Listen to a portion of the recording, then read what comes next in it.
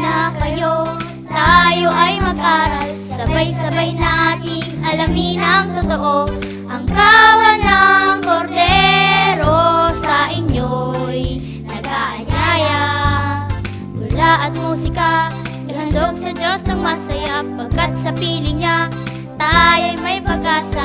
Walang hanggang ligaya, tayo na sama-sama.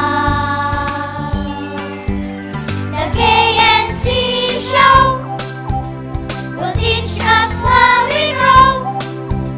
Sa tulong ng ating Diyos Ama, isipan ay magliliwanag na.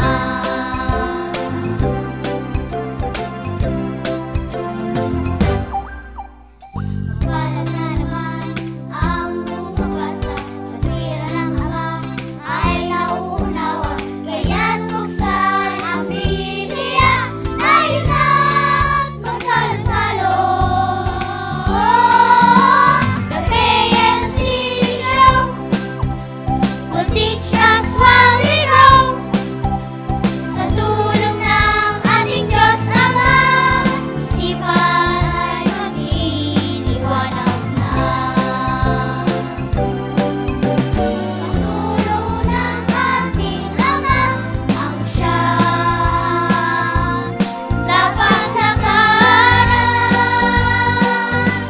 The KNC Show will teach us while we grow.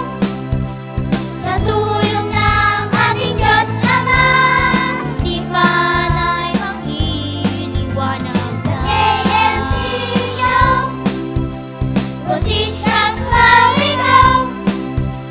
Sa tulong ng ating Diyos Ama, isipan ay magliliwanag na.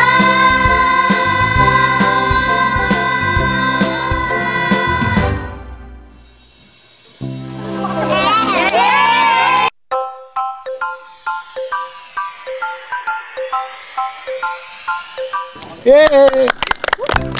Hello sa inyong lahat mga kids! Ay, taga, malapit na pala ang bakasyon ha.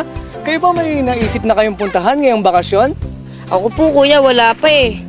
Ako po siguro, tutulong muna po ako sa mga gawaing bahay. Ako man, siguro ganun din po ang gagawin ko. Kasi ng school days, di po ko nakakatulong ng gawaing bahay sa amin eh. Tama ang mga naisip nyo, kids. Pero hindi rin natin dapat kalimutan na sa lahat ng ating ginagawa, may maituro tayo sa kanila. Tama po kayo, Ate Rosel. Dahil dito sa KNC Show, hindi lang kagandahang asal maaaring mapulot nila sa atin, kundi ang maging responsableng bata. Na kahit kids pa lang tayo, ay mayroong sa ating matututuhan ang mga matatanda. Di po ba, Kuya Eric?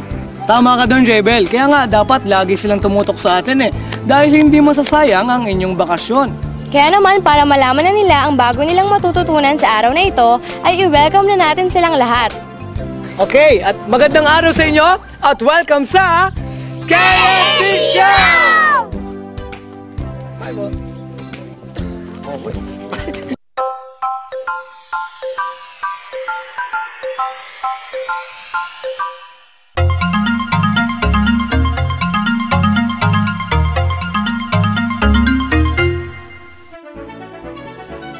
O mga kids, alam nyo ba kung ano ang pinahubad ng Panginoon kay Moises nang siya ay nasa dako ng banal na lupa? A. Kasuotan. B. Takip sa ulo. C. Panyapak sa paa. O, abangan nyo mamaya ang sagot ha. Dito lang sa KNC Show.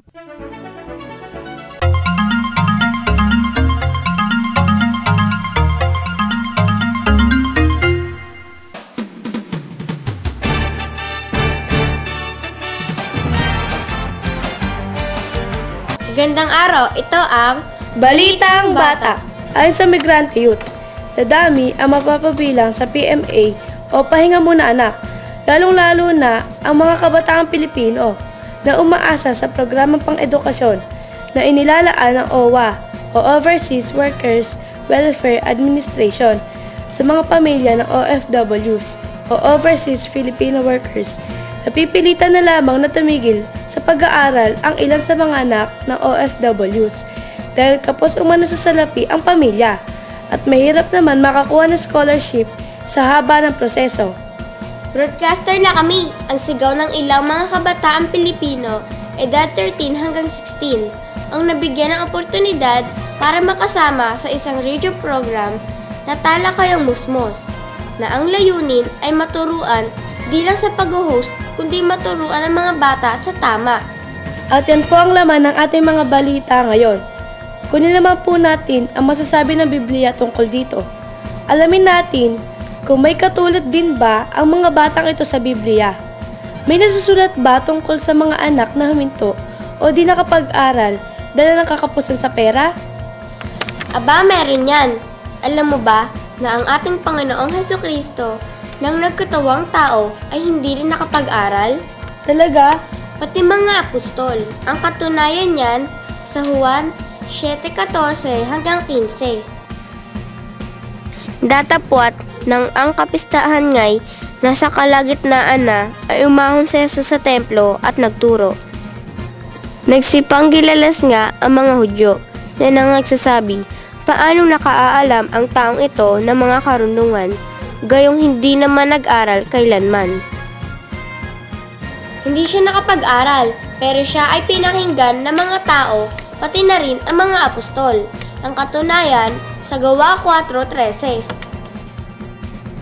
Nang makita nga nila ang katapangan ni Pedro at ni Juan, at pagkatalastas na sila'y mga taong walang pinag-aralan at mga mangmang, ay nangagtaka sila. At nangapagkilala nila na sila'y nangakasama ni Jesus. Ang mga apostol man ay hindi nakapag-aral, pero di ito naging hadlang sa pangangaral ng salita ng Diyos upang makahikayat ng mga taong maliligtas.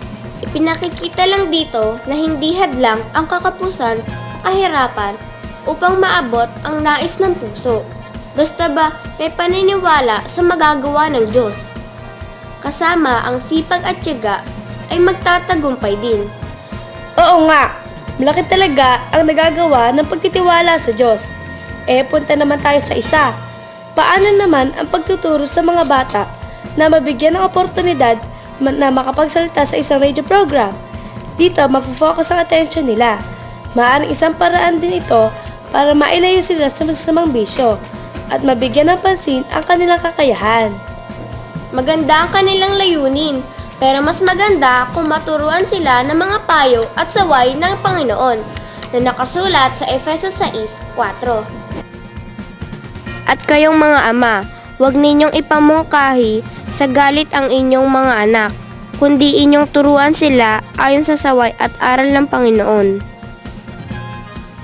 Siguro, kung yung aral ng Panginoon ang kanilang ginawang gabay sa proyekto na yon, mas lalo silang mapapabuti.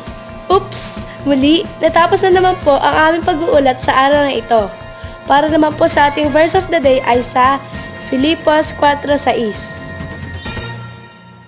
Huwag kayong mga balisa sa anumang bagay, kundi sa lahat ng mga bagay sa pamamagitan ng panalangin at daing na may pagpapasalamat ay pakilala ninyo ang inyong mga kahilingan sa Diyos.